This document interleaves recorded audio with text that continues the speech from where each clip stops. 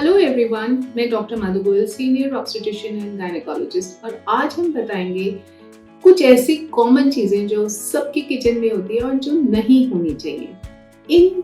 मेरी एडवाइस ये है कि आप इन चीज़ों को तुरंत अपनी किचन से हटा दें और इनकी रिप्लेसमेंट्स लेके आएं। पहली चीज़, प्लास्टिक स्टोरेज कंटेनर्स। ये हम सबके घरों में मिलते हैं, हमारी बहुत आदत है थोड़ी सी सब्जी बच गई इसको प्लास्टिक के बॉक्स में डाल के रेफ्रिजरेटर में डाल दें। Now, plastics can actually harm your health on a long-term basis. उसमें कुछ ऐसे केमिकल्स होते हैं, ऐसे तत्व होते हैं जो हमारी बॉडी में इम्यून रिएक्शंस स्टार्ट कर सकते हैं, जो हमारे हार्मोन्स को गड़बड़ कर सकते हैं। So better thing is to buy some glass, beautiful glass containers और उसमें हम अपनी स्टोरेज आइटम्स रखें। Second thing, and that is जो भी चिप्ड नॉन स्टिक यूटेंसिल है, that should be out of your kitchen. Chipped है, scratched है, it is not good for your health. उसमें ऐसे केमिकल्स रिलीज होते हैं जो अगेन आपकी लॉन्ग टर्म हेल्थ को कॉम्प्रोमाइज करते हैं और इनफैक्ट लॉन्ग टर्म में वो कैंसर भी कॉज कर सकते हैं। So it should be immediately thrown out of your kitchen. और मेरा सजेशन ये है कि कुकिंग के लिए आप कास्ट आयरन यूटेंसिल्स या स्टेनलेस स्टील या इवन ग्लास कुकवेयर अच्छी क्वालिटी का यूज करेंगे तो वो बेटर रहेगा।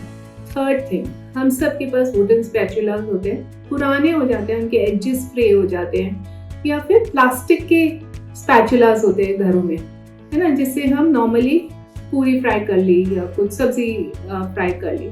सो these should be remove immediately. जो प्लास्टिक वाले स्पैचुलास हैं जिनके एजेस खराब हो जाते हैं, उनमें बैक्टीरिया हार्बर कर सकते हैं, वो अगर आप देखेंगे बहुत अच्छे से क्लीन भी नहीं हो पाते। सो these should B thrown out and replaced with a fresh set of wooden spatulas. और प्लास्टिक के जो spatulas हैं वो तो बिल्कुल भी नहीं यूज करने चाहिए, बिकॉज जब भी आप हीट पे प्लास्टिक यूज करेंगे it can melt and the microplastics can enter your food and cause a problem, specially the black plastic ones. So they should be thrown out immediately. Next is जो ये हमारे pizza visa के साथ ketchup और oregano और ये सब आता है, कई बार क्या करते हैं, all of us store them. Now, if they are expired, they have been there for the longest time in your kitchen, please throw them out immediately. They should not be eaten. The other thing that I have noticed in most kitchens is the kitchen sponges, जो हम kitchen में सफाई करने का कपड़ा use करते हैं। So it's very much a womanly tendency कि हम वही reuse करते रहते हैं। Remember, it has to be cleaned properly. It should be free of bacteria, and a good practice is probably to change that at least once a month, depending upon how much you are cleaning in your kitchen. The other thing is aluminium foil. It's a very common practice in Indian kitchens कि हमने रोटी बनाए या पराठे बनाए, उनको aluminium foil में हम या तो कैसरोल में रख रहे हैं या हम टिफिन्स में बांध रहे हैं।